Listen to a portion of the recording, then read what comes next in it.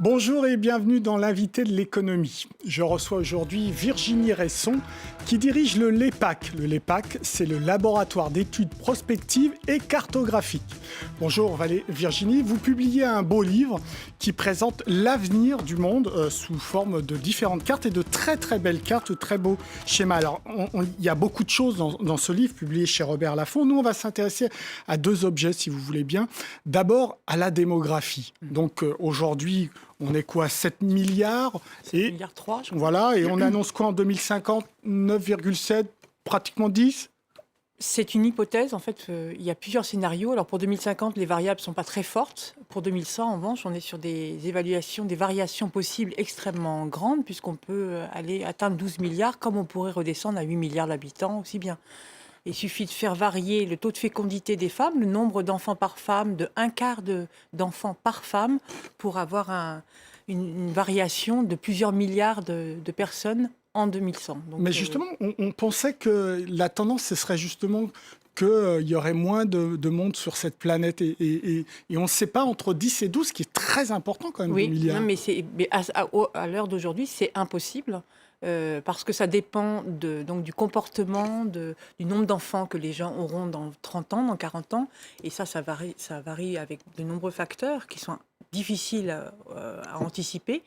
Et on voit bien qu'aujourd'hui, autant on s'est trompé pour certains pays, on n'avait pas vu que le taux de fécondité, le nombre d'enfants par femme allait chuter aussi rapidement dans plusieurs pays émergents. Autant dans d'autres pays, on constate qu'il ne baisse pas si vite qu'on le pensait. Et on ne comprend pas forcément pourquoi d'ailleurs.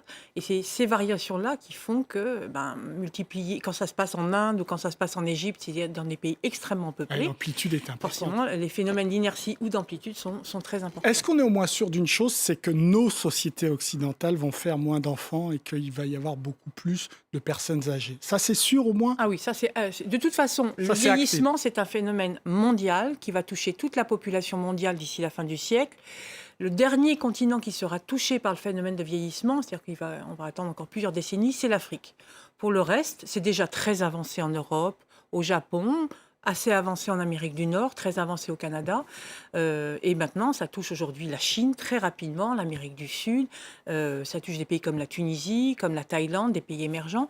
C'est un phénomène qui va très vite et qui s'amorce depuis, on va dire, une dizaine d'années et qui va s'accélérer encore pendant au moins 30 ou 40 ans. Et ça, c'est une vraie rupture démographique. Et d'ailleurs, vous publiez une très belle carte avec des bleus plus ou moins sombres. Et dans cette carte, on voit en effet, c'est très sensible, les plus de 65 ans, c'est plutôt dans cette partie qu'on appelle l'Occident. Il va falloir gérer ça. Est-ce que, d'après vous, ce que vous voyez, on est prêt à gérer ça? Est-ce qu'il y a la conscience de ça? Alors, la conscience, certainement pas.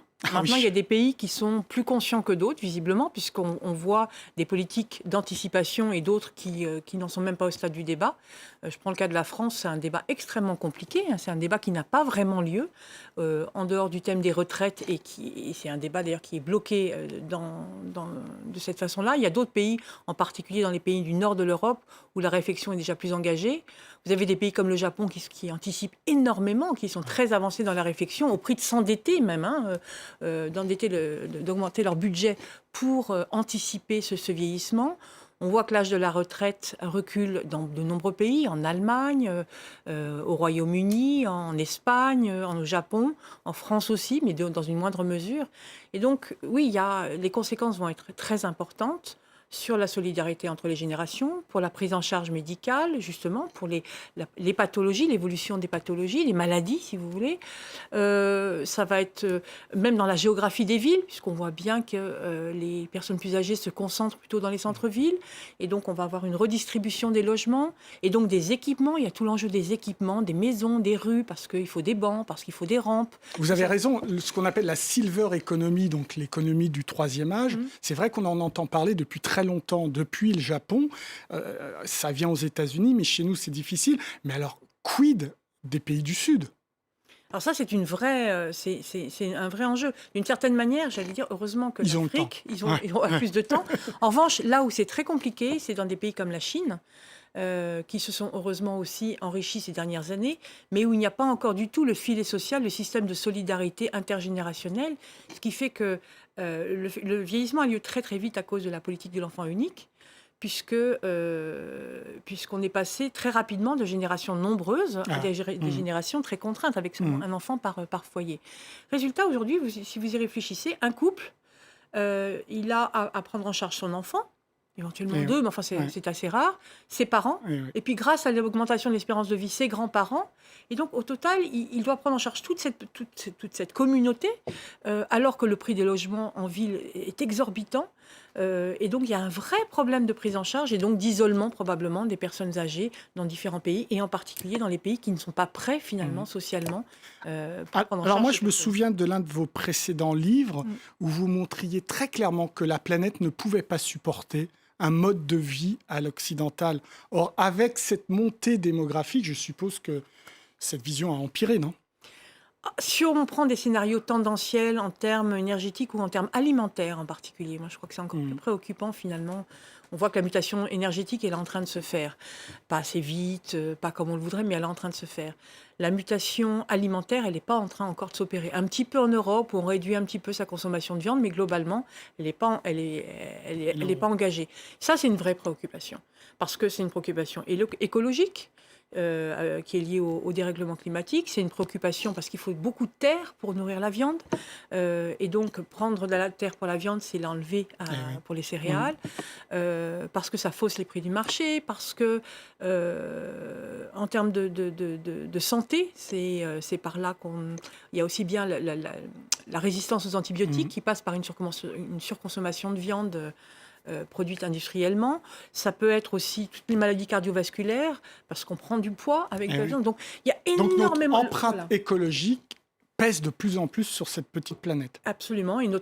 Et c'est en particulier lié à l'augmentation de notre consommation de viande et notre consommation d'énergie. C'est les deux poids, et la consommation d'énergie étant très liée au mode de transport.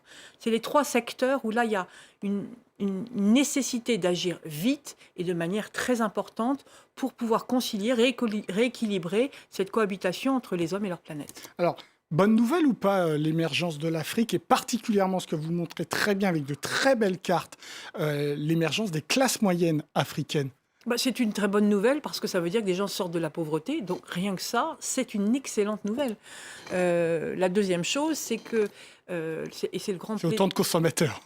Oui, mais on s'aperçoit dès aujourd'hui qu'ils ne consomment pas comme le reste du monde. Et ça, c'est extrêmement intéressant. C'est une belle leçon. On s'aperçoit qu'ils consomment plus durable parce que, comme c'est des gens qui sortent à peine de la pauvreté, on ne parle pas de classe moyenne comparable à celle de l'Europe qui surconsomme des produits jetables. Là, on n'est pas du tout dans ce mode de consommation-là. Oui, on parle d'une classe moyenne qui touche entre 2 et 4 dollars par jour, pour 60% à peu voilà, près. Pour 60% de la classe moyenne telle que définie par la Banque mondiale.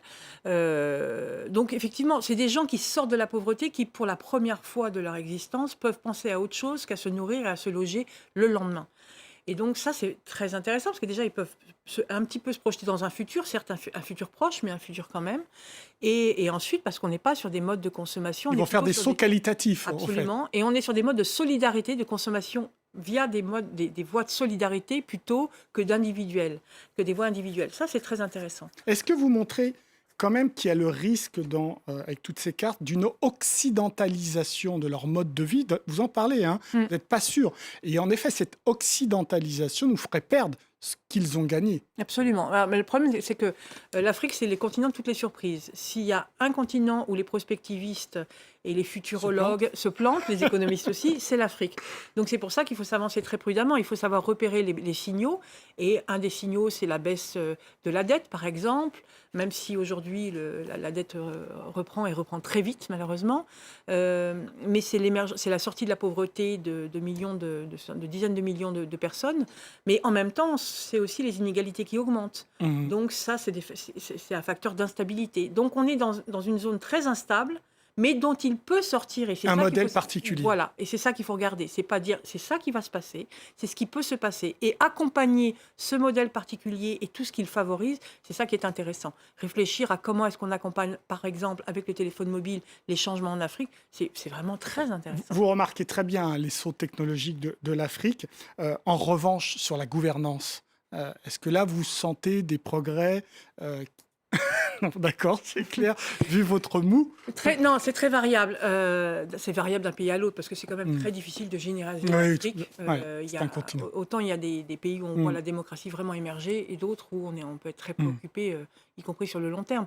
Je crois que là, on est dans une phase intermédiaire et c'est aux Africains pour le coup de décider.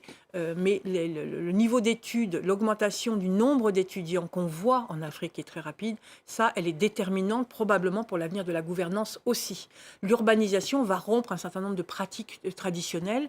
La modernisation des modes de vie peut aussi modifier des habitudes, y compris des habitudes sociales et politiques. Donc là aussi, on a des possibilités de rupture ou en tout cas de transition. Maintenant, c'est loin d'être acquis. La corruption, le problème de la corruption est encore un poids énorme en Afrique. Et tant qu'on n'a pas surmonté ces 2-3 difficultés, qui sont en particulier les problèmes de formation et les problèmes de...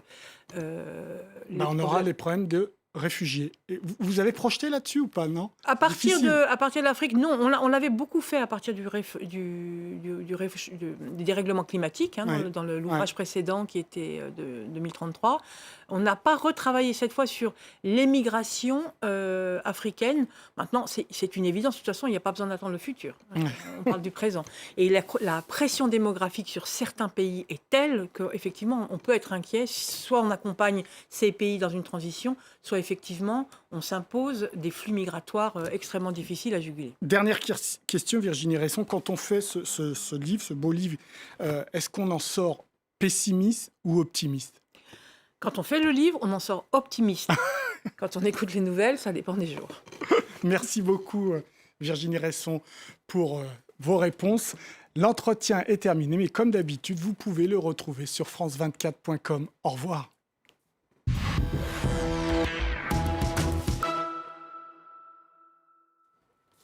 Qu'est-ce que tu dis? Ouais, tout à fait. Je l'ai senti. Vous me dites. Merci beaucoup Virginie Resson pour toutes vos réponses.